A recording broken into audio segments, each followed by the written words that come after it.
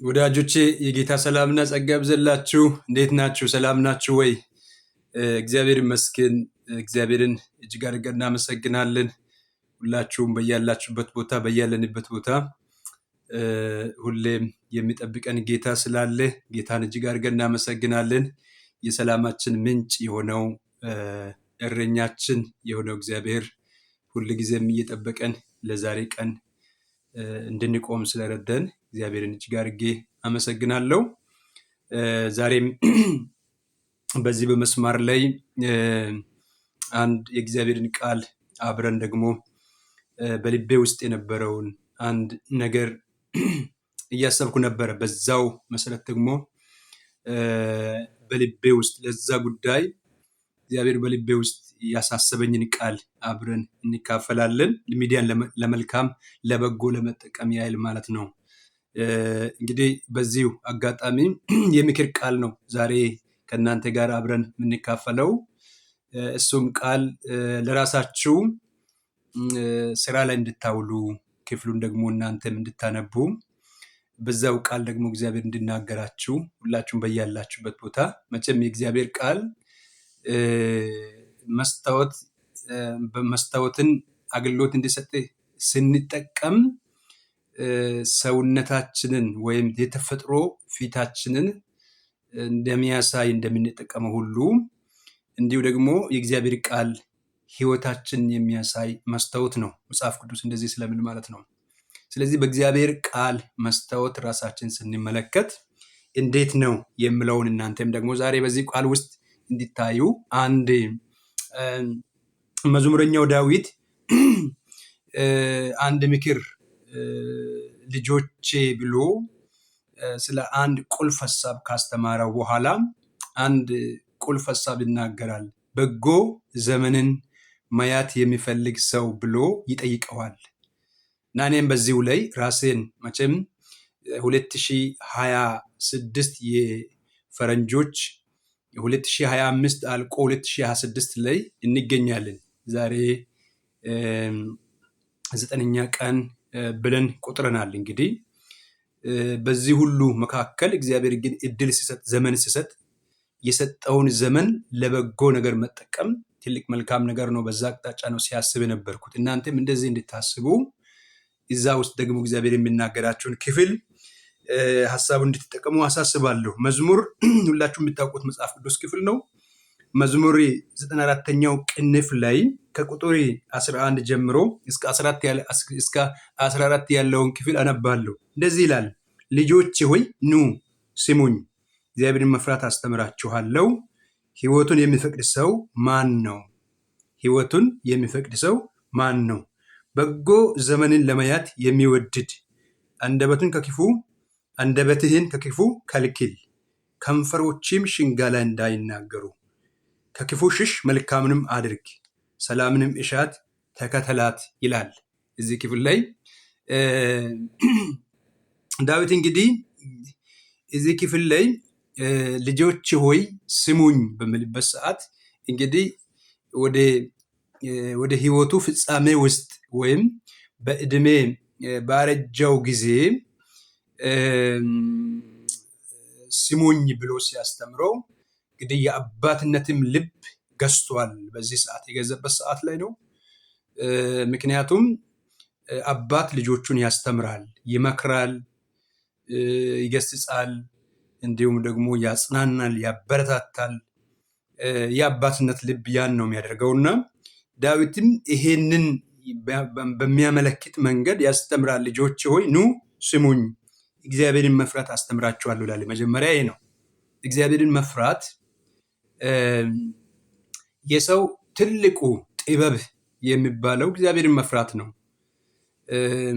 ልጁ ሰለሞንም ይህንን ጉዳይ ነው ዋና መሰረት አድርጎ ምሳሌ መጽሐፍ ላይ ድሮ አባቶቻችን ገና ልጆች በነበርን ጊዜ እግዚአብሔርን ስለመፍራት ሲያስተምሩ እግዚአብሔርን መፍራት የጥበብ መጀመሪያ ነው ብሎ ነበረ።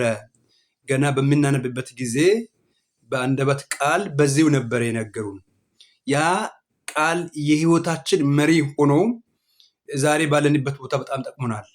ዛሬም ደግሞ በዚህ ውስጥ ራሳችንን እንድናየው የሚፈልግበት እግዚአብሔርን መፍራት ከሁሉ ነገር የሚበልጥ ቁልፍ ነገር ነው። የመጀመሪያ ያነሳው እግዚአብሔርን መፍራት አስተምራችኋለሁ። እግዚአብሔርን መፍራት ማለትስ ምን ማለት ነው የሚለውን ሐሳብ ወይም በጥያቄ በአእምሮአችን ውስጥ ይሄ ጥያቄ ሊመጣ ይችላል። እግዚአብሔርን መፍራት ማለት ለእግዚአብሔር ለፈቃድና ለሐሳቡ ለቃሉ መኖር ማለት ነው። ያን መኖር ስንችል ነው እግዚአብሔርን መፍራታችን የሚታወቀው። ትእዛዙን ስንጠብቅ ጌታ ኢየሱስ ክርስቶስ ደቀ መዛሙርቶችንም ብትወዱኝ ትእዛዜን ጠብቁ። እግዚአብሔርን መውደድ የእግዚአብሔርን ትእዛዝ፣ እግዚአብሔርን መፍራት እግዚአብሔርን ትእዛዝ መጠበቅ እንደሆነ ያስተምረናል። ሌላው ህይወቱን የሚፈቅድ ሰው ማን ነው ይላል። ህይወቱን የሚፈቅድ ምን ለማድረግ? እግዚአብሔርን ለመፍራት ህይወቱን የሚፈቅድ ማን ነው? እግዚአብሔር የፈቃድ አምላክ ነው። እውነት ነው። እግዚአብሔር ያለ ፈቃድ በእኛ ህይወት የሚያደርገው ነገር የለም። ስለዚህ እግዚአብሔር በፈቀድነው ሰው በፈቀደው ፈቃዱ ላይ ነው እግዚአብሔር የሚሰራው። ምክንያቱም የፈቃድ አምላክ ስለሆነ። ሰው ከኤደን ገነትም ሲወጣ እግዚአብሔር አይደለም ያወጣው፣ በፈቃዱ ነው የወጣው። መጀመሪያ እግዚአብሔር ሰውን ልጅ እግዚአብሔር ከፈጠረ በኋላ ኤደን ገነት ውስጥ ነው ያስቀመጠው። ሲያስቀምጠው ትእዛዝ ሰጥቶት ነበረ። ያን ትእዛዝ እንዲጠብቀው ፈርቶ እንዲኖር ነበረ እግዚአብሔር ትልቁ ዓላማና ሐሳብ። ነገር ግን ያ ሰው በራሱ ፈቃድ ሲተላለፍ እንግዲህ እንደወጣ እናውቀዋለን። የወጣበት ምክንያት ታውቃላችሁ። ከእግዚአብሔር ፊት ሸሽቶ ነበሩ። ወዴት? ወደ በለስ ስር ሄዶ እግዚአብሔር ባስቀመጠበት ስፍራ አልነበረም። ይሄ ትልቅ ምስጢሩ ነው እህቶቼና ወንድሞቼ። ስለዚህ እናንተም በዚህኛው ሐሳብ የምታውቁት እህቶችና ወንድሞች እግዚአብሔር ሁል ጊዜ ከሰው ልጆች የሚፈልገው ፈቃዱን ነው። ፈቃዱን ከሰጡ ሰዎች ጋር አብሮ የሚቆም አምላክ ነው። ክብር ለእግዚአብሔር ይሁን። ያ ሰው ወጣ። ከዛ በኋላ እግዚአብሔር ወዴት ነው ብሎ ባስቀመጠበት ቦታ ላይ አላገኘውም እና ሰው በፈቃዱ ነው የወጣውና ግን ዛሬም እግዚአብሔር የኔንም የናንተንም ፈቃዳችንን ይጠይቃል። ለምንድን ነው የሚጠይቅበት ብለን ስናስብ ቀጥሎ ባለው ክፍል ላይ ስናገር እንደዚህ ይላል። ምንድነው ምለው? በጎ ዘመንን ለማየት የሚወድድ እንግዲህ ዘመን ይለወጥ፣ ዓመት ይመጣል፣ ዓመት ይሄዳል፣ ይመጣል፣ ይሄዳል። እንደዚህም ወራቶች፣ ቀናቶች፣ ዘመንም ለዘመን እንደዚህ አይነት ባህሪ የመቀየር የመለዋወጥ ባህሪ እንዳለ ሁላችንም የምናውቀው የጊዜ ሂደት ነው። ይሄ በዚህ በጊዜ ሂደት ውስጥ ያለው መለዋወጥ ነው። ግን አንድ ነገር ማወቅ ያለብን ነገር ምንድን ነው? አንድ የማይለወጥ በጊዜ ሂደት ውስጥ ሳይሆን የጊዜን ቀመር በእጁ የያዘው እግዚአብሔር አንድ ነገር ይፈልጋል። በጎ ዘመንን ማየት የሚወድድ ሰው ማን ነው? ሁሉም ሰው ቀርበን ብንጠይቀው በጎ ዘመን ትፈልጋለህ ብለን ብንጠይቀው ሁሉም ሰው ይፈልጋል። ነገር ግን አንድ ነገር ልናስተውለው የሚገባ ነገር ምንድን ነው?